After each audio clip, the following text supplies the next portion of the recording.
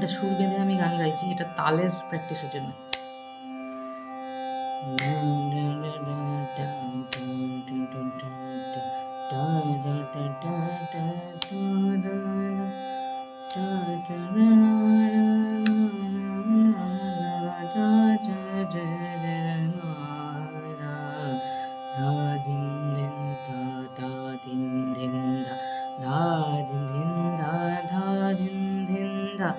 না তিন তিন না তা ধিন ধিন না ধা ধিন ধিন ধা ধা ধিন ধিন ধা না তিন তিন না ধা ধিন ধিন ধা ধিন ধিন না ধা ধিন ধিন না না তিন তিন না ধা ধিন ধিন ধা ধা ধিন ধিন ধা ধা ধিন ধিন ধা না তিন তিন না ধা ধিন ধিন ধা ধিন ধিন ধা ধা ধিন ধিন ধা না তিন তিন না তা ধিন ধিন ধা ধা ধিন ধিন ধা ধা ধিন ধিন ধা না তিন তিন না তা ধিন ধিন।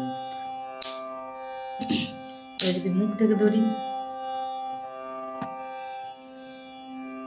ধা ধিন ধিন ধা ধা ধিন ধিন ধা না তিন তিন না তা ধিন ধিন না ধা ধিন ধিন ধা ধা ধিন ধিন ধা না তিন তিন না তা ধিন ধিন না ধা ধিন ধিন না ধা ধিন ধিন না তিন তিন না তা ধিন ধিন না ধা ধিন ধিন না ধা ধিন ধিন না না দিন দিন না দা দিন দিন ধা ধা দিন দিন ধা ধা। এটা আমার মাথা থেকে বেরোলো, মানে আমরা সুরের অনেক কালোয়াতি করি, সুরে সুরে সুর প্র্যাকটিস করি, তাল কিন্তু প্র্যাকটিস করি না।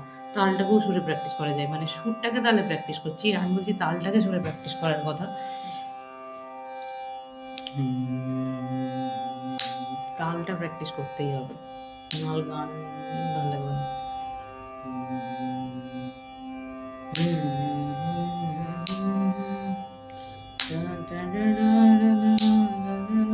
এটা একটা ইউনিক আইডিয়া আমার মাথা থেকে বেরোলো এক্ষুনি, এভাবে করা যেতে পারে।